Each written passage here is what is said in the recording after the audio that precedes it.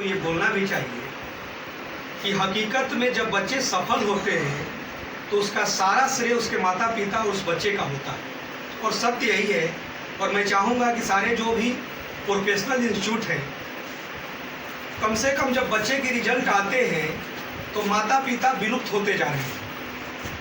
तो माता पिता का उतना ही योगदान है। यदि हम लोगों में कोई जादू की छड़ी होता, मैं जरूर बोलूँगा कि बिना गुरु के ज्ञान नहीं होते हैं, लेकिन यदि कोई जादू की छड़ी होता तो जरूर है कि सारे बच्चे सफल होते, क्योंकि मैं सारे इंटरव्यू में यही बात बोलता हूँ।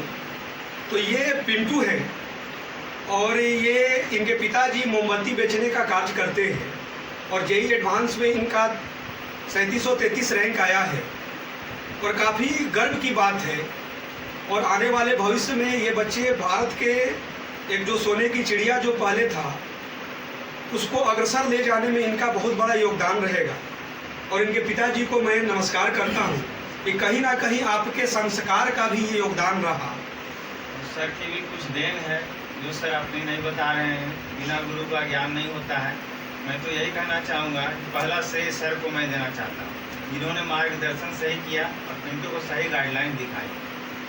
नहीं, ये बिल्कुल आप जो बोल रहे हैं, लेकिन हकीकत जो चीज़ें हैं, क्योंकि इस चीज़ों को नकारा नहीं जा सकता है कि यदि कुछ भी बोलिए तो सीधे 80% या मैं तो लगभग 90% बोलता हूँ कि बच्चे और पेरेंट्स का योगदान होता है। और इस सत्य को पूरे भारत को स्वीकारना चाहिए और खासकर मेरी बातों को पसंद भी लोग करता है।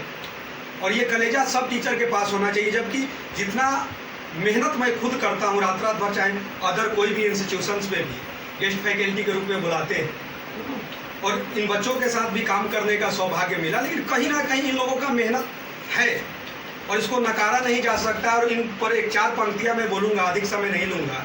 मुझे यकीन है कि शहर छोटे होते हैं लेकिन लोगों के ख्वाब नहीं। मुझे यकीन है कि शहर छोटे होते हैं लोगों के ख्वाब नहीं। मुझे यकीन है कि हार और जीत के बीच के फासले बड़े होते हैं परंतु नामुमकिन नहीं। मुझे यकीन है कि आदमी का कद उसके इरादों से मापा जाता है। करो यकीन खुद पर तो दुनिया तुम्हारी, क्योंकि जीतने वाले छोड़ते नहीं और छोड़ने वाले जीतते नहीं। ये जो 4 मैंने जो भी सेंटेंस आपको बोले हैं, जो पंक्तियां मैंने बोले हैं, उसी में ऐसे अभिभावकों का उद्देश्य और इनकी मेहनत छुपा हुआ है। उसमें मैंने एक बात बोला, एक आदमी का कद उसके इरादों से मापा जाता है। क्या ऐसा है क्या कि जो 6.5 फीट का होगा वही क्रिकेट का भगवान सचिन रमेश तेंदुलकर कहलाएगा? ऐसा कोई नहीं है। आदमी का कद उसके इरादों और मजबूती से मापा जाता है।